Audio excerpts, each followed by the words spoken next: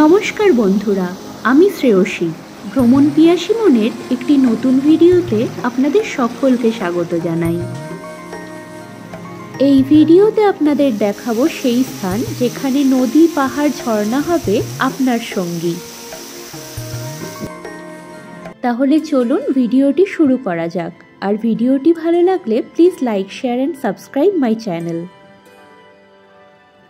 উত্তরবঙ্গের সিটং এখন ভ্রমণ পিপাসুদের মনে এক আলাদাই স্থান করে নিয়েছে। আমি আমার আগের দুটি ব্লগে সিটংয়ের বেশ কিছু স্থান ঘুরে দেখিয়েছি, আর এই ব্লগটিতে আমি দেখাবো সদ্য লোকচক্ষুর সম্মুখে চলে আসা এক অপূর্ব অফবিট স্থান যোগীঘাট।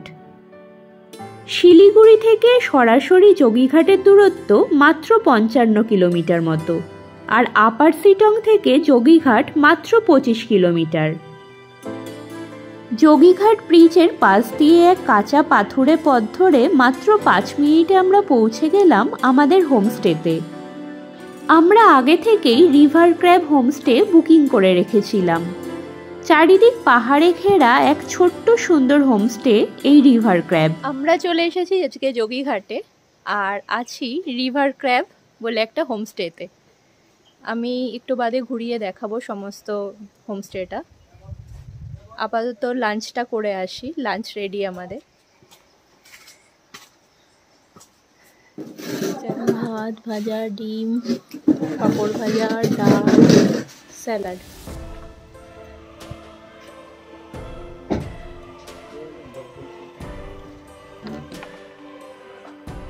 একটা বেড, এইদিকে একটা সিঙ্গেল বেড,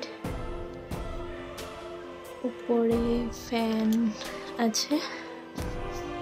সিটং ঘুরতে এসে একটা রাত কাটাতেই পারেন এই সুন্দর অপূর্ব অচেনা গ্রামটিতে, অথবা চাইলে সাইট সিং হিসাবেও ঘুরে দেখে যেতে পারেন এই অপূর্ব স্থানটি। রিয়াং নদীর তীরে পাহাড়ের কোলে গড়ে উঠেছে এই ছোট্ট সুন্দর গ্রামটি। লাঞ্চ সেরে উঠে একটু এদিক ওদিক ঘুরপাক খেতেই সন্ধ্যা নেমে গেল, কারণ পাহাড়ের কোলে সন্ধে একটু তাড়াতাড়িই নামে। সন্ধেবেলা আয়োজন করা হলো বনফায়ারের। সম্পূর্ণ হোমস্টেতে শুধুমাত্র আমরা 3 জন গেস্ট আর বাকি 5 জন হোস্ট, তাই আতিথেয়তা চরমভাবে আমরা উপভোগ করলাম। পরের দিন সকালে ঘুম ভাঙল পাখি আর দূর থেকে ভেসে আসা নদীর আবছা গানে। ফ্রেশ হয়ে বেরিয়েই দেখি হোমস্টের কুক রাজু ভাইয়ের ব্রেকফাস্ট একদম রেডি। ব্রেকফাস্ট সেরে বেরোলাম হোমস্টের কেয়ারটেকার দিদিকে সাথে করে লেপচা ফলস দেখতে। আমাদের এই দুজন নতুন ফ্রেন্ড হয়েছে, একটা ছোটু, এই যে ছোটু, আর একটা বড়।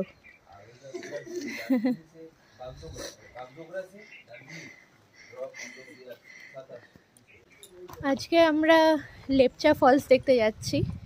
এখন বেরোবো। এখানে ট্রেকিং করে যেতে হবে পুরো রুটটাই, পাহাড়ের ওপরে এই দিকে যেতে হবে, ওপর দিক দিয়ে। তো আমাদের এখানে এই হোমস্টের যে এক দিদি আছে, তিনি আমাদের গাইড করে আজকে নিয়ে যাবেন লেপচা ফলস অবধি। তো বেরিয়ে প্রথমেই সরু এক ফালি ছোট নদী পার করে পাহাড়ের চড়াই পথে উঠতে শুরু করলাম। আর সেই দিদি আমাদের পথ দেখিয়ে এগিয়ে নিয়ে চলল। কিছুটা এগোতেই পাহাড়ের বাঁকে বাঁকে ছোট ছোট ঝর্ণার সাথে দেখা হতে শুরু হলো। চারিদিকে অরেঞ্জ গাছ, এই নিচে গাছগুলো দেখা যাচ্ছে, এগুলো এলাচ গাছ, বড় এলাচ গাছ। এই একটা ব্রিজ পড়েছে ছোট্ট।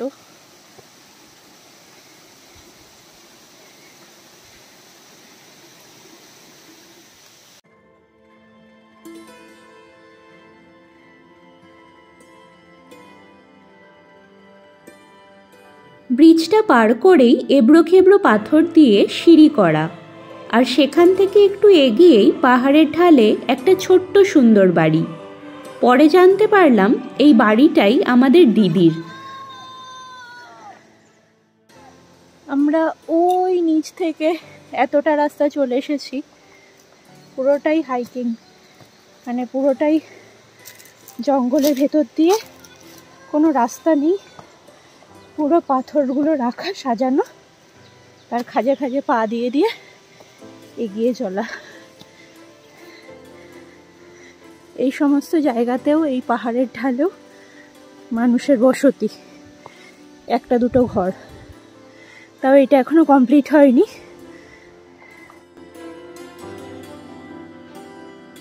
পাহাড়ের যত উপরে উঠলাম ততই নিচের গ্রামটা দৃষ্টি থেকে দূরে সরতে শুরু করলো।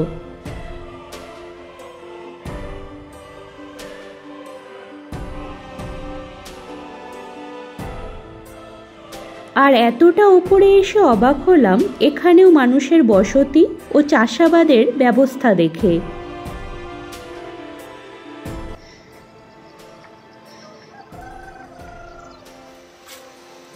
এরপর এসবও পার করে আরো ওপরে ওঠার পালা। আমরা অনেকটা কাছাকাছি হয়তো চলে এসেছি। এই নিচে একটু ঝর্ণা দেখা যাচ্ছে, কিন্তু এইটাও নয়, এটাকে পেরিয়ে আর একটু যেতে হবে।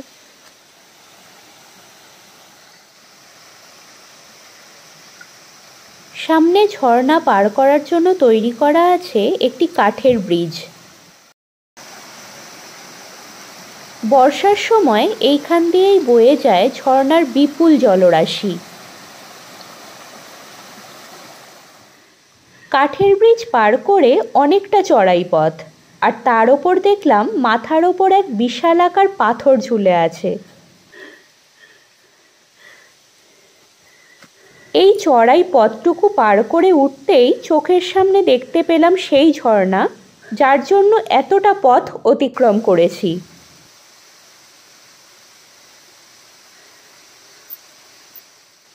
তো আমরা এখন চলে এসেছি লেপচা ফলসের কাছে। প্রচণ্ড কঠিন রাস্তা, খুব কঠিন যে তা নয়, কিন্তু একটু অসুবিধা হতে পারে বয়স্ক বাচ্চাদের জন্য, তবে পুরোটাই চড়াই রাস্তা।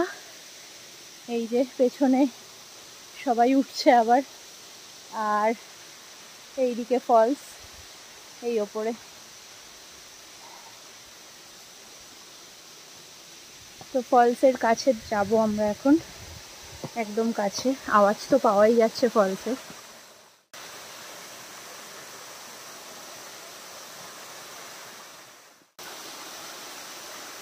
আমরা শীতের পরে মার্চ এপ্রিলে যাওয়ায় ঝর্ণার জল কিছুটা কম পেলেও যাওয়া আসার অভিজ্ঞতা আর এই একদম নির্জন শান্ত পরিবেশ আমাদের অসাধারণ লেগেছে।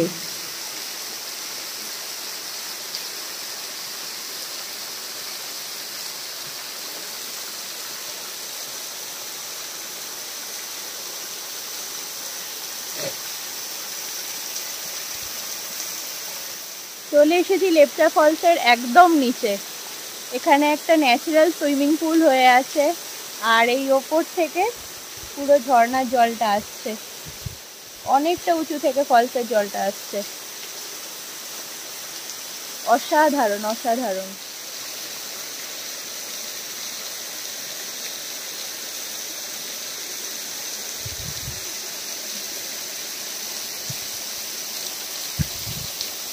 বর্ষা বা বর্ষার পরে ঝর্ণার জল বেশি থাকলেও সেই সময় এখানে পৌঁছানোটাও বেশ কঠিন।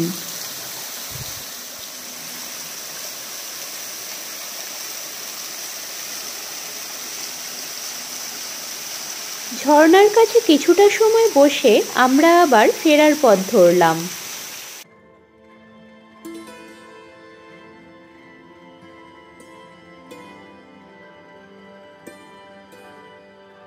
ফেরার পথে দিদি পাহাড়ের গায়ে ভরে থাকা স্ট্রবেরির মতন দেখতে কিছু একটা ফল তুলে আমার হাতে দিয়ে বলল টেস্ট করে দেখতে।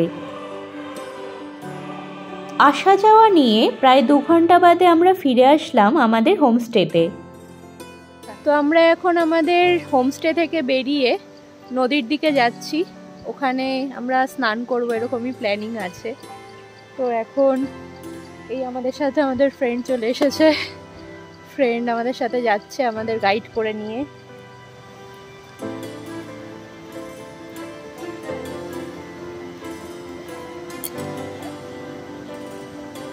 এই যে নদী, চলে এসেছি।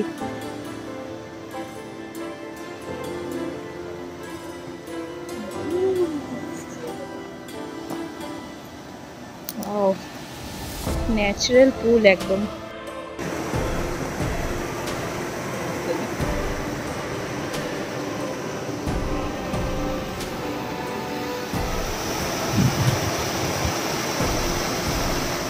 চঞ্চলা নদী তার চঞ্চল ছন্দে কঠিন পাহাড়ের বুক চিরে ছুটে আসছে আমাদের কাছে ধরা দিতে।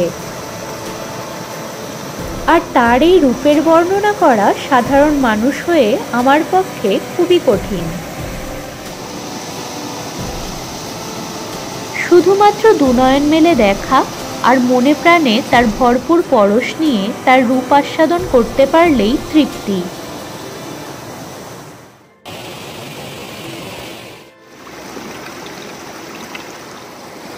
তো আমরা এইখানটা চলে এসেছি অনেকটা নদী পেরিয়ে, পাথরের ওপর দিয়ে অনেকটা ঝর্ণার এই কাছটাতে চলে এসেছি, কিন্তু প্রচণ্ড রিস্কি, কারণ পাথরগুলো সমস্ত স্লিপারি হয়ে আছে, কারণ জলের নিচে যত পাথর দেখা যাচ্ছে সব কটাতে পিছল খাচ্ছে। তো আমরা এই দিক থেকে এই পাথরগুলোকে পার করে করে নদীটাকে, জলটাকে পার করে করে এই দিকটা এসেছি। ভীষণ ঠান্ডা জল, পাহাড়ের নদী, আর এই সময়টা এমনই, সবে শীতটা গেছে আর জল প্রচণ্ড ঠান্ডা হয়ে আছে। মনে হয় জলের টেম্পারেচার হয়তো 3-4 ডিগ্রি হবে।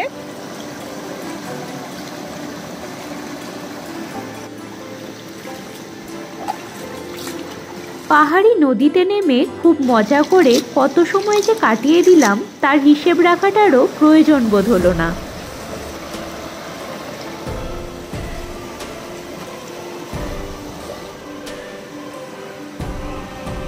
রাতেও একবার গেলাম নদীর ধারে। এখন রাত প্রায় 9:30 বাজে, আর আমরা এই মোবাইলের এই টর্চের আলোয় আমরা নদীর ধারে চলে এসেছি। নদীর এই পাশটা কিন্তু পুরো জঙ্গল, সকালবেলা দেখিয়েছিলাম এই দিকটা পুরোটা জঙ্গল।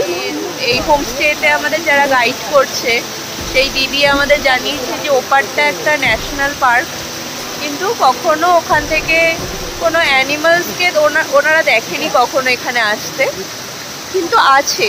ন্যাশনাল পার্ক মানে অনেক অ্যানিমালস বা পাখি এগুলো আছে, আর এই নদীর আওয়াজ শোনা যাচ্ছে।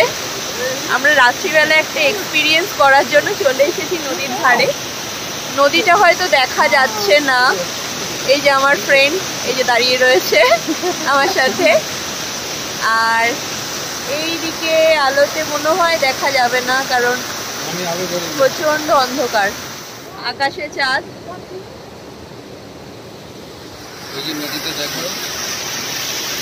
আর এই দিকে নদী, দিদিও এসেছে আমাদের সাথে, সবাই আছে, আমরা 3-4 জন এসেছি, আর্য, দিদি, এই যে এইখানে শ্রেয়ান, আর এইদিকে ভাই, সবাই আছে। ভাই হাত দেখে দাও, এই যে সবাই রয়েছে। হ্যাঁ হ্যাঁ, এই যে দিদি, এই যে আর্য, এই যে দেখা যাচ্ছে অন্ধকারের মধ্যে, আর এখানে আমি, আর তো কিছু দেখা যাচ্ছে না। এই যে জঙ্গল, এইদিকে জঙ্গল আর নদীর আওয়াজ, ব্যাস। মানে আমরা নদী দেখতে পাচ্ছি চাঁদের আলোতে, কিন্তু মোবাইলে আসছে না, ভিডিওতে। যাই হোক, ঠিক আছে, ভালো লাগলো, একটা অন্যরকম এক্সপিরিয়েন্স। এরপর বনফায়ারের মজা নিতে নিতে জমিয়ে আড্ডা চলতে থাকলো। আর এই আড্ডা দিতে দিতেই আজকের ভিডিওটা শেষ করলাম।